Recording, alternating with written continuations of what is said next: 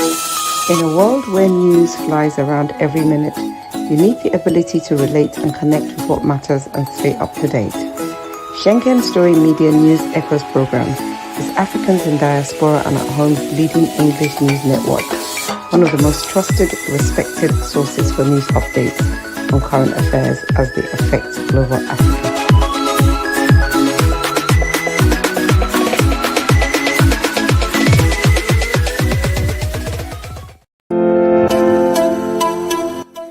SSM's Wednesday Global Africa program brings to you our news stories, exclusive reporting, and SSM perspectives on the day's top news. Plus, the inside scoop on Africa's most important developing stories. Join us on Wednesdays, 11 a.m. West African time.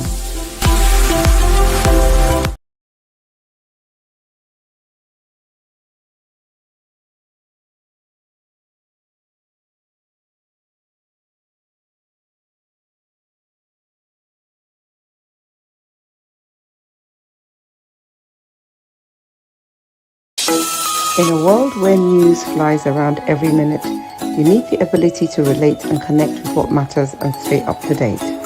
Schengen Story Media News Echoes program is Africans in Diaspora and at Home's leading English news network, one of the most trusted, respected sources for news updates on current affairs as they affect global Africa.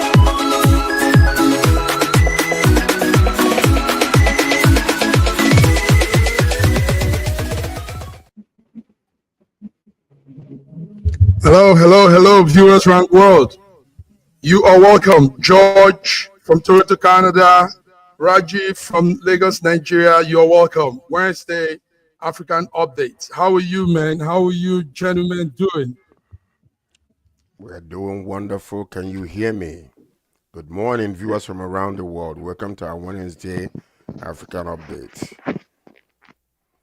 It's good to be here. Hello, Olayinka Raji. Good morning, sirs. You're still shining, oh. Nigerian screen.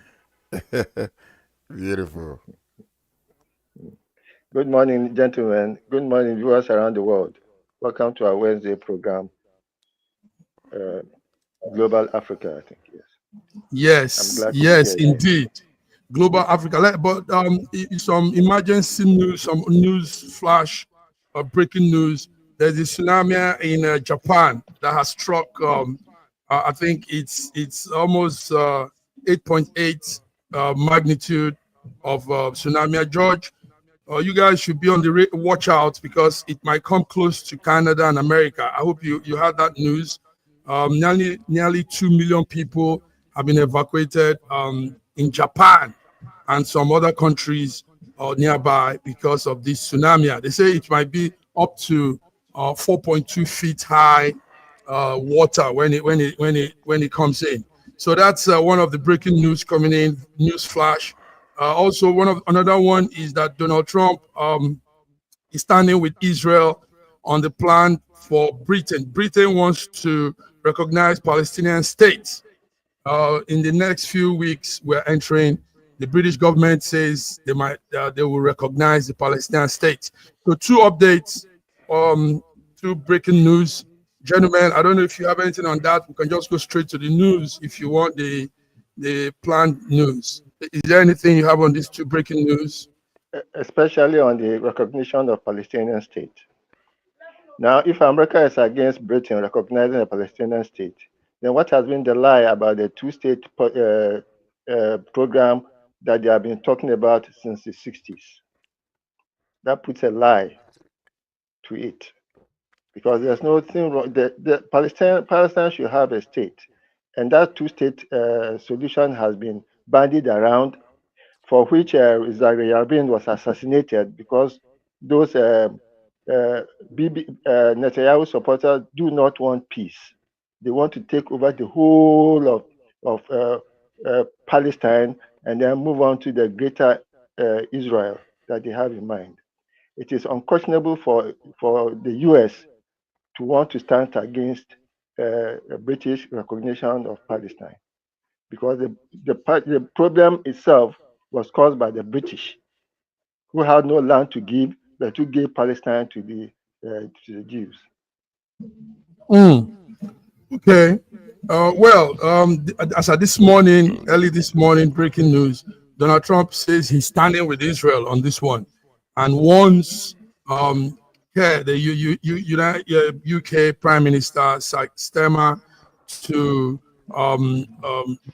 be careful. He said he should act carefully on his plan to recognize the Palestinian state after also the October 7 atrocity. All right, George, is there anything you want to say on that?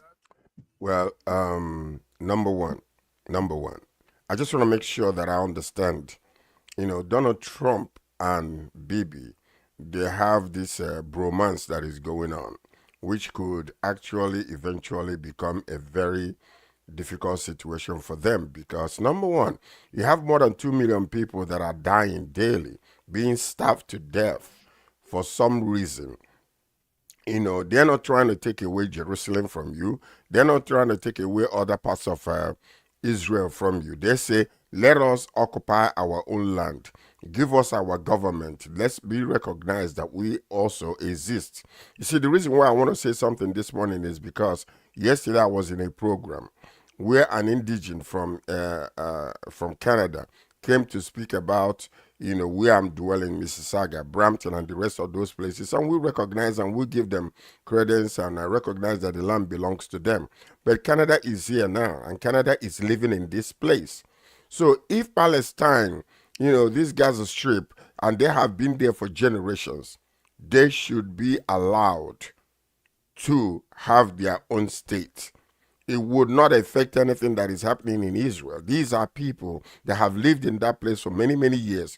Yes, indeed, I do recognize historically and biblically that that particular place belonged to a certain group of people, but they were dispersed in AD 70 during the Emperor Titus when he invaded, Jerusalem and scattered them all abroad. Prophetically, they're supposed to return back to their land, but they have Okay. returned. But there is a piece of All right. land that belongs to Gaza Yeah. Strip. They should be given the opportunity to live a well-rounded, well-fed, good life. That's my stand. All right, gentlemen. Okay, that's your stand. So, anyways, the breaking news. We see how it develops. We see if also the UK will do officially and make a Palestinian state a recognized state. Okay, gentlemen, let's look into some of the news for today. We were hearing our vice president, Nigerian vice president Shetima, he just touched down at the Addis Ababa Ethiopian airport to flag off something called the Food System Summit. The Food System Summit has been going on anyway since July the 27th. So one thing about this whole plan is it's an initiative by the government of Nigeria to bring food diplomacy, like they call it, and aim to help the green revolution plan. So, what do you guys say? Nigeria is supplying cashew nuts to Ethiopia, about 100,000 cashew seeds. Yes, have been sent to Ethiopia to promote that plan they have together, and that's a good fruit for me. That's a good nut for me. I like the cashew nuts. Raji, tell us what are you guys? You What's know, Nigeria doing on you this? know, surprisingly, many people don't know that Nigeria is actually one of the largest exporters of cashew nuts. We export tons and tons of it, and we export mainly to Vietnam, where it is processed and then distributed around the world. I wish that there will be a local industry that will process cashew nut and then do an end-to-end processing of the cashew nuts in country, so that we won't be buying cashew nuts as expensive as we buy it now. Nigeria is giving to Ethiopia 100,000 seeds and more than 2,000 seedlings, and just like we did for Indonesia and the Philippines, Indonesia, Malaysia, with Malaysia. We Malaysia, give yes, them thank you, palm kernels. palm kernels, and now they are exporting those palm kernels to us. They are exporting palm oil to us. You know, I wish it will. I hope it won't be the same way that we feed them and then they start feeding us what we fed them. Okay, my Because question, we George. develop. Yeah, my question is, George, if we have this much of cashew seeds to give out, why not make it also a major crop of exports and make money out of it and not just giving out for free? I mean, this is a very special nut, no? You see, Mhm. it's a special nut. If you look at that cashew nut and look at the fruit on top of it, did you see that? That thing is so sweet. It's a fruit that you can eat, and it is very, very, very delicious when you eat it. Now, Nigeria has been we are blessed with oil, but oil has become a curse to our GDP, whether we like it or not. And what's happening? Everybody is clamoring for oil, and now we are neglecting a lot of other products that we could have been masters and kings all over the world for. And this is one of them. See what Raji just said, that we are the largest exporters of cashew nuts. What about the pyramids of those grand nuts before? In the early 60s and 70s, where are they today? Because what we're seeing is that we have been sleeping. Like what you just mentioned a few minutes ago, Alain Karaji. Malaysia, we gave them, during the Festac time, we gave them a gift of the seedlings, of palm kernel seedlings. Today, the highest, this is the highest yield of their GDP. Malaysia exports palm oil to United States of America and around the world today. We are still sleeping. All the palm plantations that we have in Nigeria, all the land is taking care of it. Everybody is into trying to find whatever to do. So listen to this.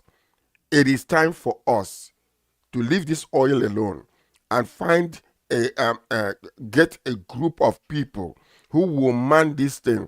Those products that we know we can produce in abundance, like this cashew nut, like the cocoa from Yoruba land.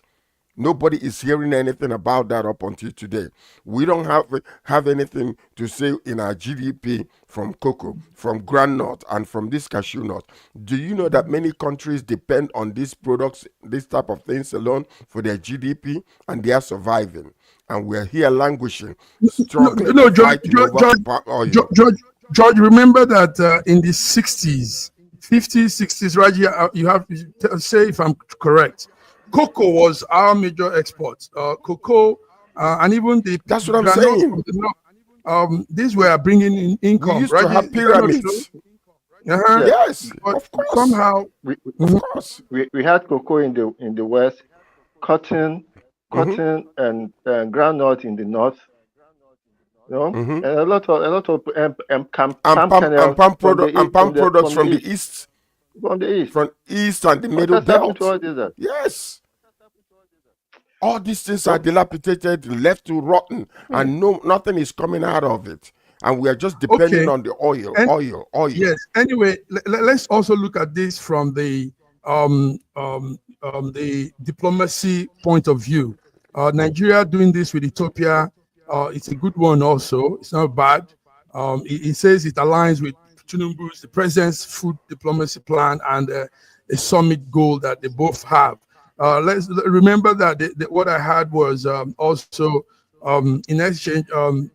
Ethiopia has given us 2,000 seedlings of coffee and I think avocado pear or something. Ethiopia has also given us that because they have so much of it too. So for on the diplomacy scale, I think it's not a bad idea, but federal government could look deeper into all of this natural resources and plants and crops and make something out of it for our country. So, gentlemen, Well, thank you for that. but by the way, Mhm. there was something that he just mentioned. There's something that Olayinka just mentioned, which we have ignored. Ghana has mastered this thing. Do you know that here in Canada, most of these like cashew nut and all these things are being imported from Ghana into this country. Can you imagine that? And almost all the products that we produce in Nigeria, Ghana is now packaging them and sending them out. Why is it that we don't have a company that can come and master groundnut, for instance, produce the oil, give us peanut butter, give us all kinds of things that can come out of that and export it out into African countries? Why can't we have that for cashew nut? Why can't we have it to other products like cocoa? This is one of the major problems that we are having in that country. We are neglecting the necessities and majoring in minors. So let me add to what George just said. I had a case of where somebody wanted to export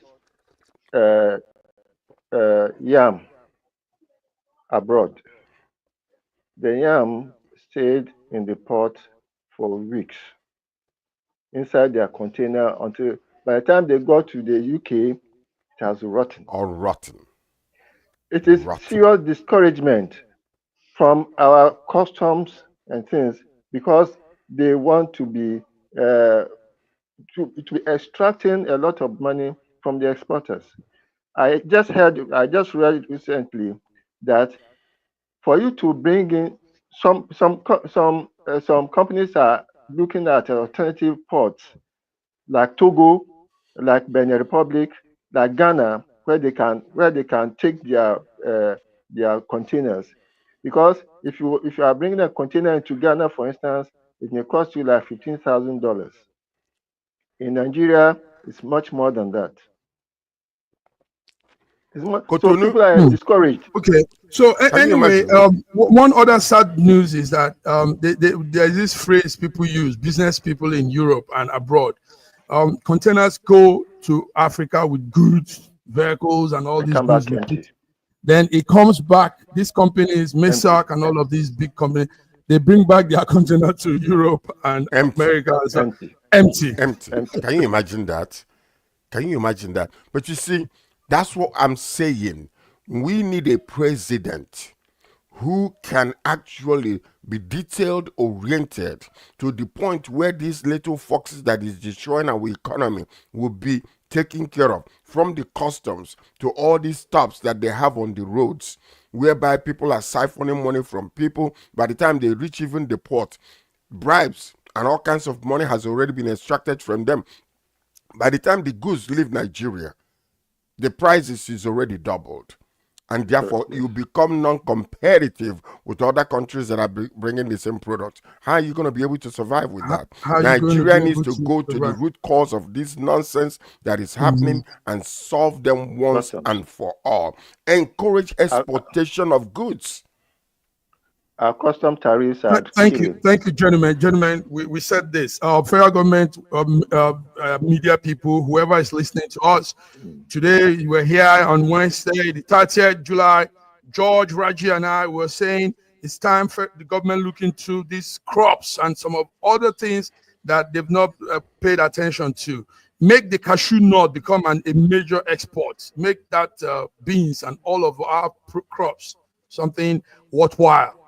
Gentlemen, let's go to Ogun State. Ogun State, Nigeria, Southwest Nigeria has now brought a law that will now put people in jail, 3 years jail term for violating the grazing law. If you graze, you carry your cows, you take your cow to block traffic, you do all those crazy things that nobody does in the 20th century, 3 years awaits you.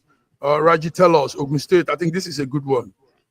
Yes, it's a good one. First, they will have to confiscate all the animals, and then the person will go to jail. I hope they put that one in it, confiscating all those animals, because all those animals are the trespassers, and then the leader of the trespassing, which is the header, will also go to jail. If they don't lose their cattle, they will not think it's a good law. I think Now, this is it. Open grazing has been there since 1968. It came to a court case in Oyo State, and it was said since 1968 that it's legal for you to graze to openly graze your cattle, especially grazing it into somebody else's farmland. So it's no news. It's just that country Nigeria is interesting. Do you see the George, reason? George, Imagine. George, imagine this. Imagine this in the 20th century, George. Tell us, George. Tell us. Do you see the reason why the West is so bold and so confident when they pass anti-grazing laws? They can implement it, institute it, and nobody will actually fight against them. Let it happen in the East and see what's going to happen. Let there be a governor who will be bold enough to say, I'm placing an anti-grazing law in Igbo land or in any part of the eastern part. See the hell that is going to be raised against them. This is the reason why less people are being killed in the West, because they stand strong against protecting their own land. And they feel like they are part of Nigeria, not second-class citizens, like they are making, marginalization. This is for real. Because sometimes we say, oh, let's not go there. But these are realities. And I am so proud of them to have this strength and the fortitude to step up and say, thus far no further. We are not going any further with this. So in 2025, we're still, in our primitive ways of the 40s and the 30s, grazing all over the street, animals stopping, vehicles, and if you do anything, AK-45 and AK-47 will come after you. It is sad. Very, very sad. Gentlemen, very, very sad. So, our viewers, if you're listening, this is it. Ogun State is stamping its feet out. The governor, Diaspora, Abiodun, said that they've signed that law, like George said earlier. It's been on since 2020, but now he's enforcing it. 3-year jail time if you take your cow along the road into people's farm, causing obstruction, you are in for it. And we also say that this is good, because it doesn't look good at all. It doesn't. George, me and you were out here. We've never seen this kind of thing anywhere. It's crazy. How do you and Raji, don't you even think that the herders are the one losing?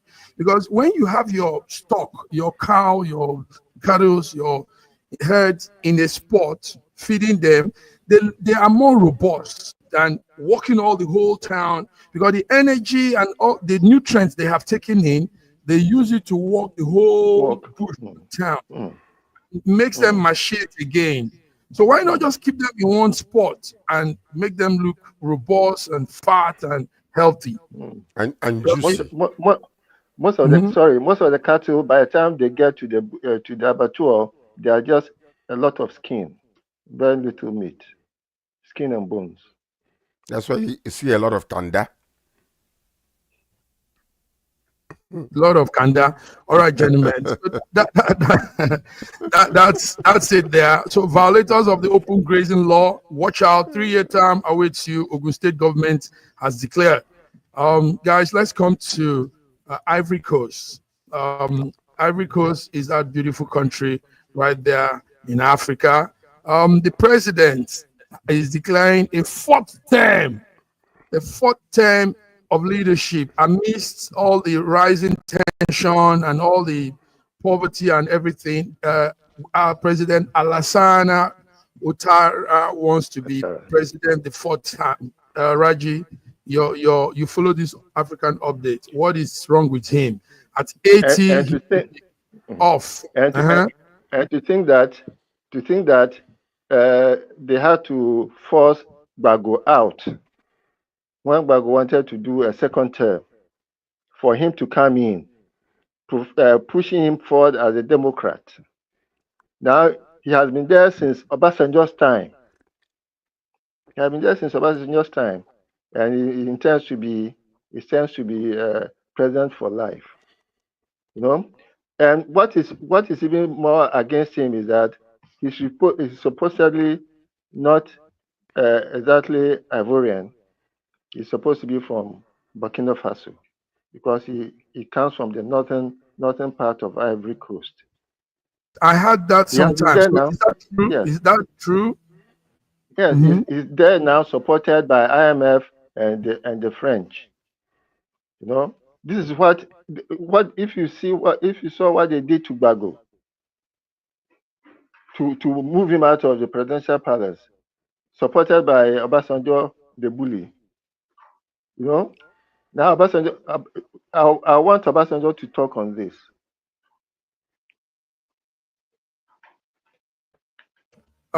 We keep seeing these African leaders go beyond their tenures, and they still want to be there and there and there and there again. This is another one. Alassana Ouattara is coming up again. Election comes up soon, and he wants to run for the fourth term. Go ahead, George. I don't understand.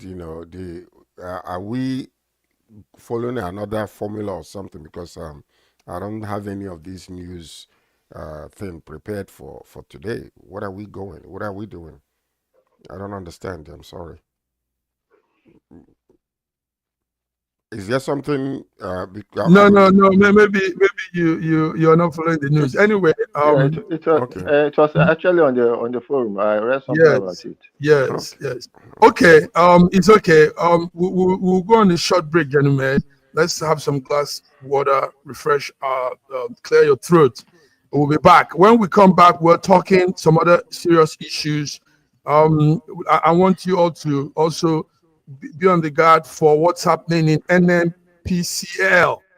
That's NNPC, like we know it, National Petroleum Company. There is some financial inconsistency, financial divergence, about 210 trillion that can't be explained. And this is now the bulk. This is our shared wealth. And we are having this issue here. So, but we'll be back, gentlemen. We'll be back. SSM's Wednesday Global Africa program brings to you our news stories, exclusive reporting, and SSM perspectives on the day's top news. Plus, the inside scoop on Africa's most important developing stories. Join us on Wednesdays, 11 a.m. West African time.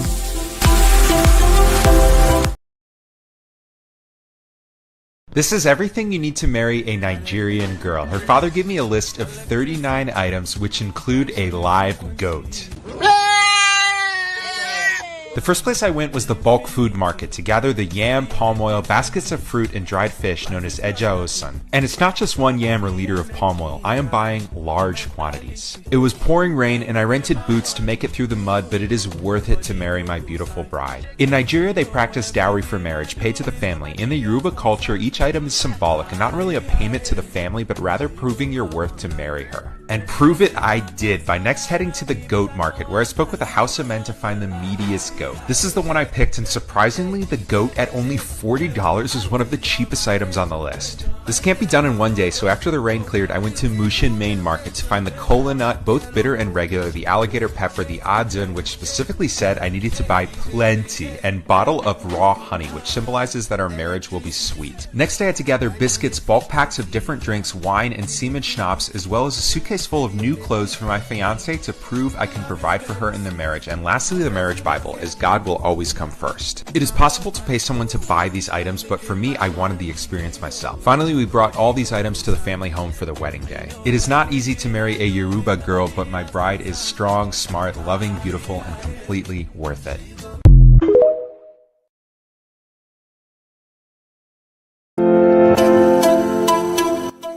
SSM's Wednesday Global Africa program brings to you our news stories, exclusive reporting, and SSM perspectives on the day's top news. Plus, the inside scoop on Africa's most important developing stories. Join us on Wednesdays, 11 a.m. West African time.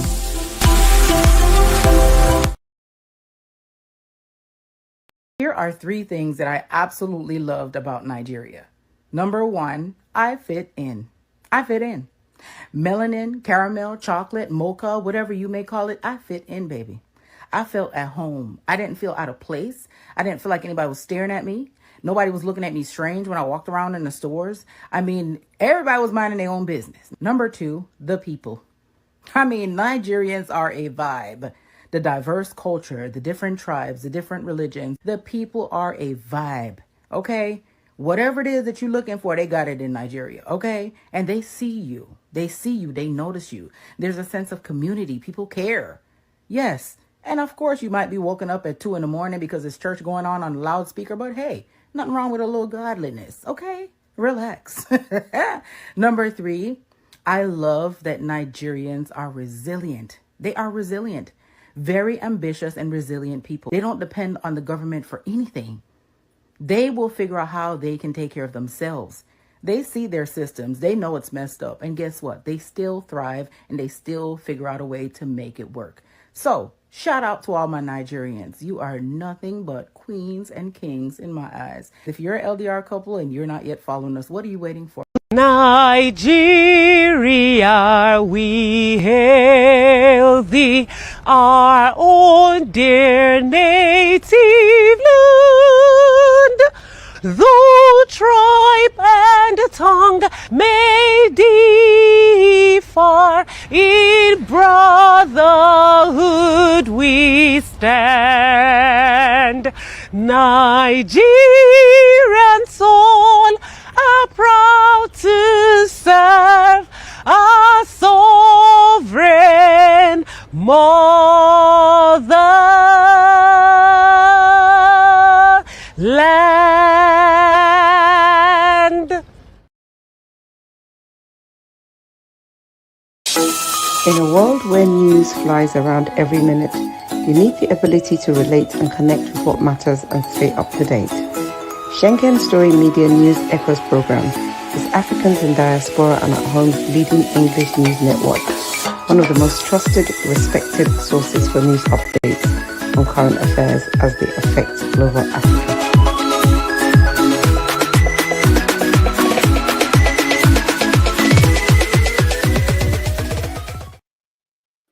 Yes, viewers, we're back. We're back Wednesday, 30th July. Mark Godwin here, Raji there, and George in Toronto.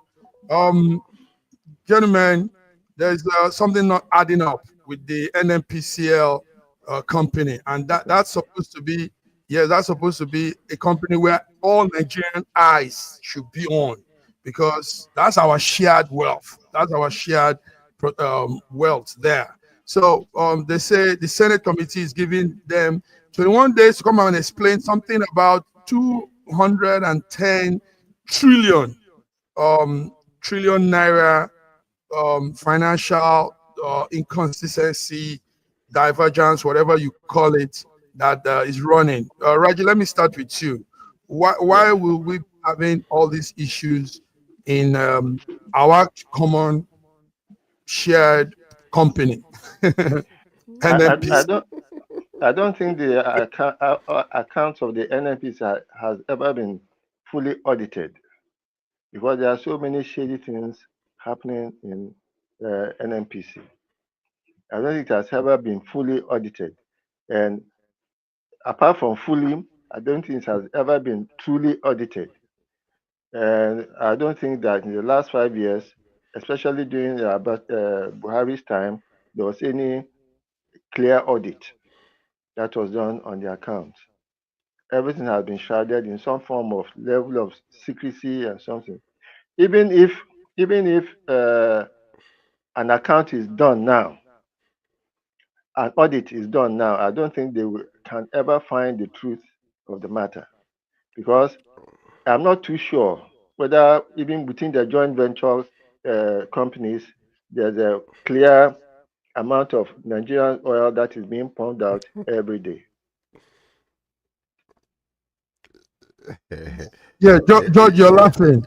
Yes. Go ahead, George. Tell us. See, this is one of those type of stories that most of the time we know the truth, and we know the reason why some things are happening, is because, number one, the president from Buhari and the rest of them, they became ministers of the petroleum. Why?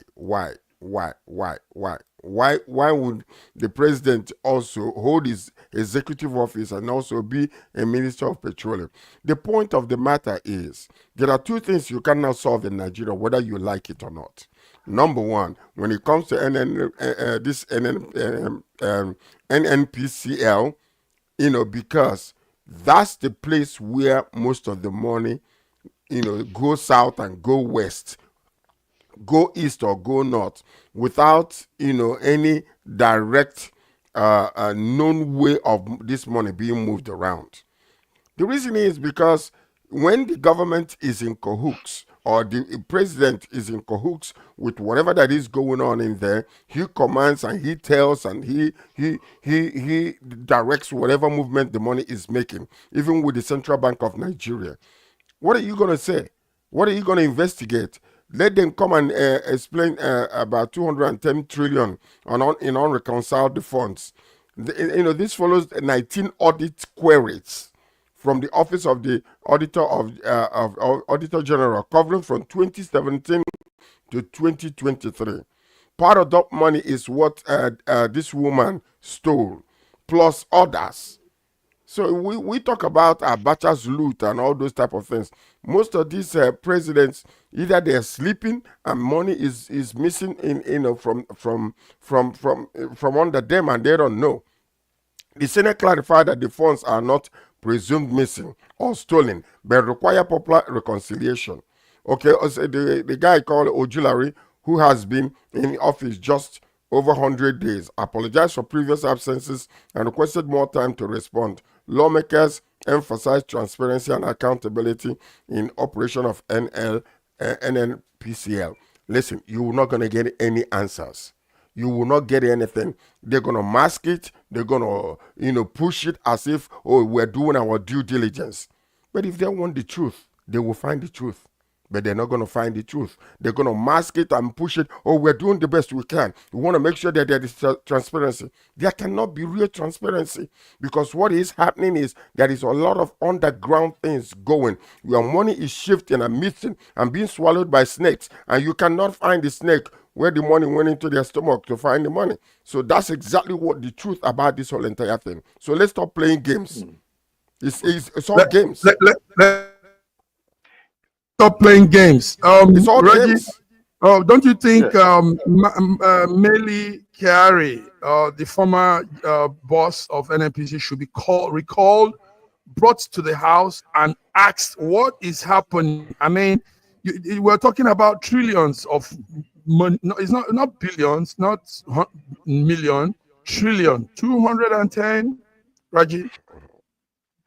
Well, how I wish Ghana will learn from what is happening with our NNPC, and then we'll learn from the experience of Norway when Norway first got oil. What Norway did was to form a Statoil, which was a state oil, had more than 55% equity in it, and then decided that they were not going to spend up to maybe 10% of whatever comes into the Commonwealth, into their Commonwealth purse.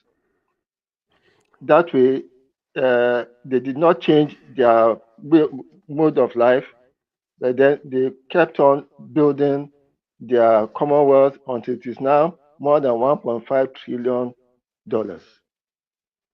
Norway now has the best sovereign wealth across almost all over the world.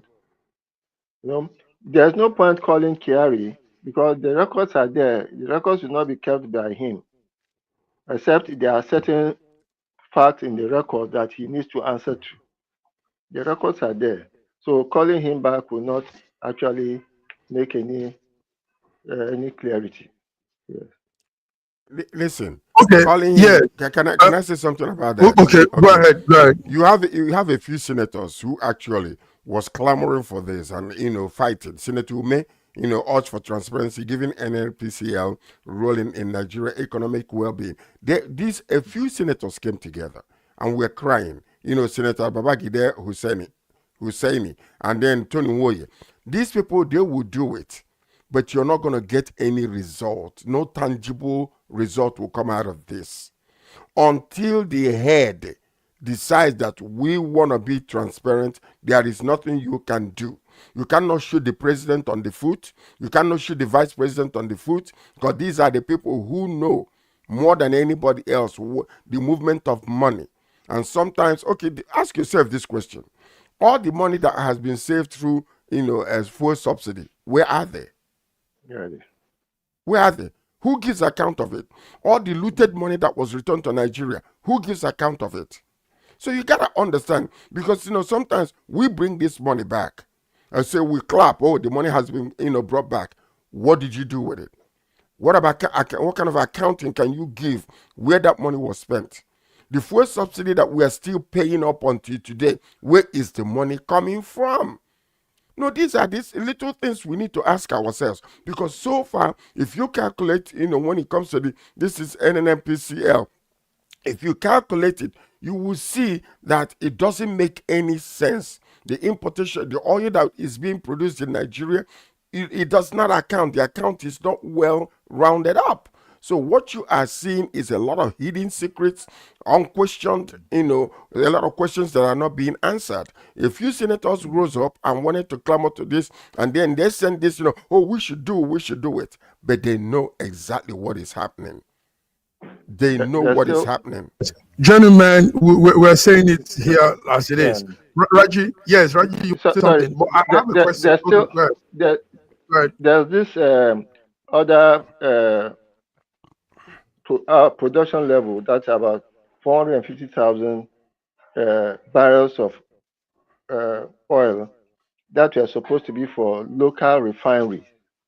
Our refineries have never worked in the last 15 years. I want to know what has happened to this 450,000 barrels per day. Let's say the last just 5 years. What has happened? What has been happening to it? Have they been sold and the money recovered by NNPC, or what has happened to them? These are a lot of questions, because they were for local refinery. They were never used for local refinery. Okay, gentlemen, serious issue here, I tell you. 210 trillion financial inconsistency. We call it divergence even, because we don't know where it has gone to. Now, the man you're seeing there is the new boss, the new group chief executive officer of NNPCL, Bayo Julari. He's pleading to Nigerians, to the Senate, for more time to come and give an account of that money. But that's not a small money, George. Now, hear this. Imagine this kind of money, and imagine us going to borrow. We're going out. We have this kind of money, and we're going to borrow. Tinubu is looking out for places to borrow. IMF and every organization borrows money. Meanwhile, look the chunk of money we have that can be accounted for. No, you see, what it is this, this attitude of borrowing, it is something that most governments, when they come in power, they will borrow as much as they can, because they know that after 8 years, they will leave. And the burden is still on the nation. And that's exactly the point. They're not looking at what is the welfare of my country. How can we reconcile the account? How can we bring a good use of that money that we are making, and in order to reproduce and let that money multiply within to bring even our higher GDP. They're not thinking about it. The reason why they borrow is because the nation is standing. When after the administration, they will go. Another person will come and carry the burden. I still say it, if Nigeria ought to be what it's supposed to be, we need a president who is so mindful, who is an economic guru, who can take what we have and turn it around for the welfare of the people. What you're seeing right now is the 3%ers that are living large, living like they are gods, and nobody is questioning them. 3%ers. So all the people on the bottom are suffering. Do you know how many millions of Nigerians have died of starvation? Millions. I'm not talking about thousands. Millions. Slow starvation. Slow Do you know starvation. Daily there is no coming in. Yeah. statistical data to show us malnutrition, how many people is killing in the villages? How many people are drinking water that is not good and dying of it, of whatever disease? You don't even know, because no, we can quantify it and say, oh, maybe 10,000 died. No, I'm talking about millions of Nigerians. These people that are in the rural areas, no food, nothing to, for them to survive on. And that's exactly right. And these people, the 3%ers, are living large. I am telling you, when you talk That's about it. living large, they are Mhm. living large. Living This is large. where Thank that you. this Thank is you. where that Yes. this is where that 210 trillion naira went to. That's where it went to. There are Yes. many Raji, houses in Canada here. Part of that money is many houses in Canada. Raji, go ahead. Malnutrition is even a more insidious thing happening. You see adults who have the form of a man, a form of a grown-up, but who has been debilitated by malnutrition from youth, and therefore is not fully mentally developed. That's why you have some reactions from adults in Nigeria today that surprise you. And you want to wonder what he has been eating, what kind of air he breathes in, what water he drinks, for him to think the way he thinks. It's true. It's true. Because Okay. if you're not well nourished, it will affect you mentally and psychologically, and you will not develop the way you're supposed to. It's sad. It's sad. Is It's sad. indeed very sad. Gentlemen, the new tactics we have in this network is, once we go through some major issues, we know there are more news around the world, but once we go through some major that affects us more, we call it quit for that day. So I think we've done some major things, more vital issues. But I don't know, gentlemen, do you have anything you want to add to what we've been discussing, George? Well, I love my country, Nigeria, and I'm wishing the very best for that country, because I know Nigeria has become a permanent potential. A permanent potential in the aspect of the fact that there are so many opportunities we are not taking advantage of. And because of, a dead fish when it starts smelling from the head. But I hope and I pray that in 2027, because as we are moving towards that area now, that there will be a little consciousness in the welfare of the people on the bottom. Let this economy trickle down. Let it affect the people below. At least necessities of life. That's all we're asking for. For the people that are unable to. Come on. How can you be born in a country so wealthy and so rich, and yet, because of lack of good governance, the people on the bottom are not enjoying nothing? And like you said, this country is well blessed, and everybody equally are supposed to be inheriting, some crumbs from the wealth that we have. A lot of people are not even touching the crumbs because they can find it anywhere. Because even the 3%ers, when they eat, they will they clean their mouth. You won't find any crumbs under the table. And that is the saddest thing ever. And I pray that God will open the eyes of everybody. Let the government see that people are suffering and begin to effectuate a change that will affect the whole nation. God bless the Federal Republic of Nigeria. God bless our president, wisdom and consciousness to do things that will be good for our nation. That's what we are crying for. Thank you, George. Strong one. Raji, Yes, tell you see, us. the Falcons winning the WAFU championship brought Nigerians out again. And then you see that if only we can find that unifying factor that brings us together, during which we don't not look at the performers as probably from my tribe or from my ethnicity. So Nigeria, as George has said, we are becoming almost like a permanent potential point. But I want to compare Nigeria with the solar panels we have now. Solar energy has become very, very, very important in our daily lives, and as a good source of electricity for every environment. However, in spite of all that you are talking about solar panels, the efficiency of that solar panel is just about 25%, and that is what it seems to be the case with Nigeria. Nigeria has so much potential. It seems as if it is only even less than 25% of it that you are using and you are making effective. I wish we would be able to raise the efficiency of our system way beyond 25%. I wish the country best, because I have no other country. My children are all abroad. It is very saddening thing for me, because they can never fit in there as much as they can fit in here.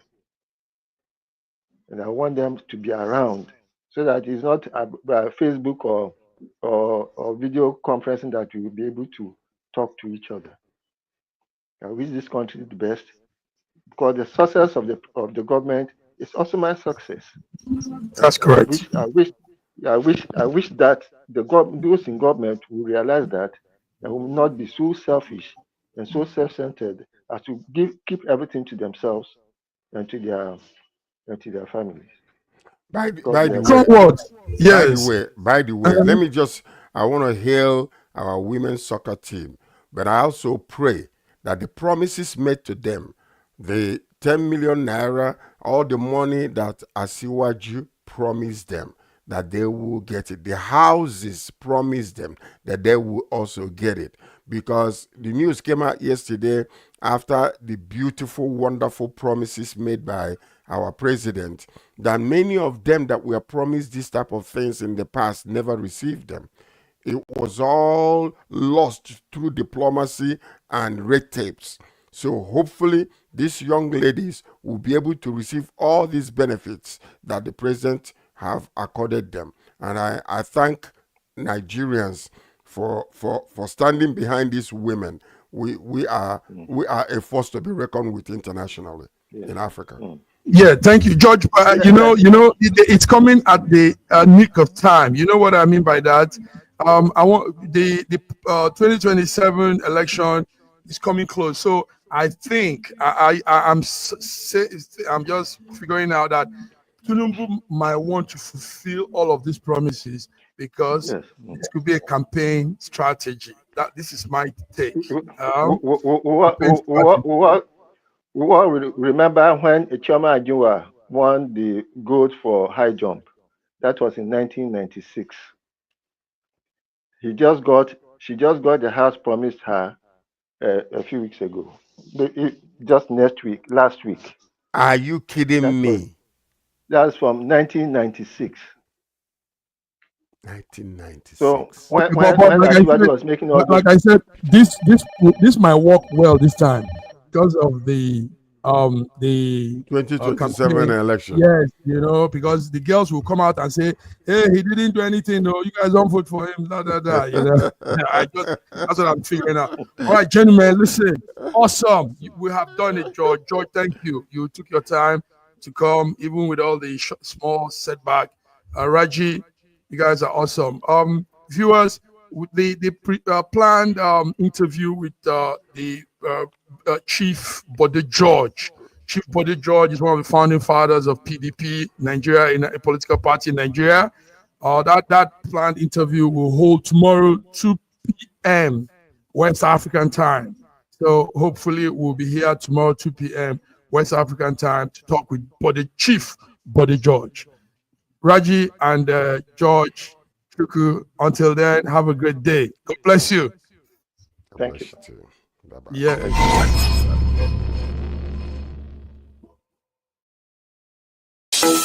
In a world where news flies around every minute, you need the ability to relate and connect with what matters and stay up to date. Schengen Story Media News Echoes program is Africans in Diaspora and at Home's leading English news network. one of the most trusted, respected sources for news updates on current affairs as they affect global Africa.